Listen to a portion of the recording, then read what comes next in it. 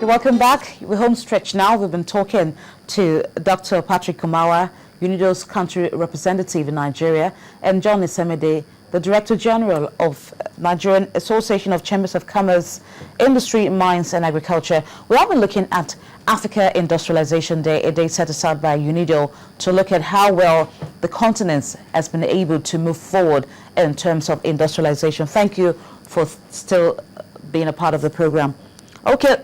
Dr. Isemede, I just want to ask you, we've talked about job creation and entrepreneurship. I would like to know, how would you say the Nigerian government has done in terms of creation of jobs? Have they done well? Have they done enough to create enough jobs for Nigeria, especially for the teeming youth, many of whom are still unemployed? Thank you very much. I would not say the government has not done much, but if you look at the structure the government has put in place, NDE and so on and so forth. But what we lack is the ability to match what we are producing in our university and secondary education with what we need in this country. The government has embassies across the globe with trade attaches and all that. And we came up in Asima and said, these ambassadors should be the marketing manager of Nigeria and Nigerian products. And we're in a society where we are producing rubber, we are exporting rubber latex. We are producing cassava. We are exporting cassava pile, at the same time importing back. No country has ever developed by exporting raw produce. This is the area that Nasima is looking at critically, that we are now moving closer to government in the area of PPP, so that whatever we are producing can match in our industrial. Okay. We have signed more than 540 agreements. EPA, ECOWAS, and all that. All these are for industrialization and inter-Africa trade. The European Union today is number one in terms of intra-European trade of 80% of what is produced and consumed within the European Union. That is why their GDP and standard of living is higher. But in Africa, we are producing, but for others to process for us, because the industrial sector is still at its infancy. It's giving everybody concern. Government is on the right track, and so also we have to complement. That is why the principle of PPP has to be fully addressed. Okay, I would like Dr. Kumawa to also comment on this. Dr. Kumawa, has the Nigerian government done enough in terms of job creation in the country? Well, as I mentioned earlier, every 9 jobs that are created by the sector, only 1 job out of created by government.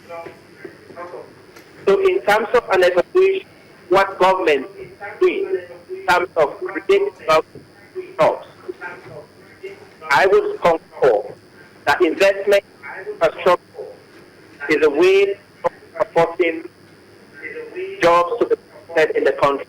Roads, railways, waterways, ports. Second, improvements in the doing business of doing this country. They are also doing work in that area has moved from the bottom, at least the middle. So yes, I will that they are doing well. In terms of policy, I am aware that the government, for instance, the automotive industry, which used to employ more than 200,000 Nigeria back home. So yes, that's this with at least more than 200,000 jobs in the area of agribusiness. I am aware federal ministry of agriculture developing what is called simple crop production in each of the political countries. This is an indication. When that comes, it will facilitate the creation of at least 1 million jobs. And as I am aware again that the 5 industries in the world in terms of agribusiness or the Syngenta, who are all in Nigeria. yes, the approach being put on course. It may take time to mobilize. My advice is that policy and institution is what we are now, so that the base that is being built can be used upon in future. Those countries have come. Okay, Dr. Kumawa, I just want to ask you one more last question before I let you go. What do you think we should be expecting from the UN General Assembly, the UN Secretary General, we having the Director General of UNIDO, the chair of the African group, and the permanent observer of the African Union? All of these people will be meeting on Friday when that event takes place. What do you think we should be expecting from them? Well, my from them is a call, as a wake-up call to action, that without industrialization, we will not be able to create that are needed in population. Without putting in place the right policy and framework to encourage practice investment, we will not be able to the number of jobs required for the population. Without investment, areas that Africa has advantage, we will not be able to get jobs and prosperity we want for our children. And lastly, the resources that Africa has, mineral in terms of oil, Africa has efficiently the resources that are coming from both the natural resources to be used to develop the production base.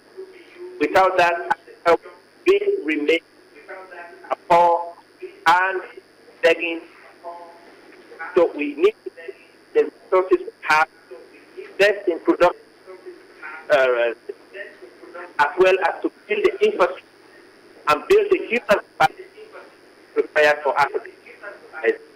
That is what I expect. Okay, Dr. Kumawa, thank you. I have to let you go at this point. Thank you for your time with us on the program. Thank you very much.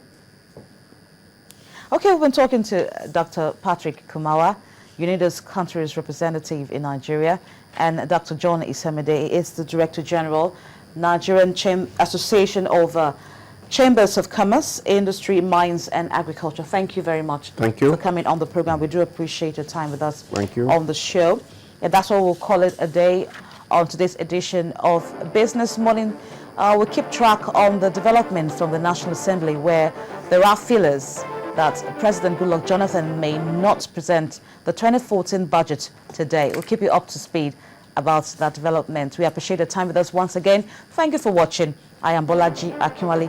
News Track is up next.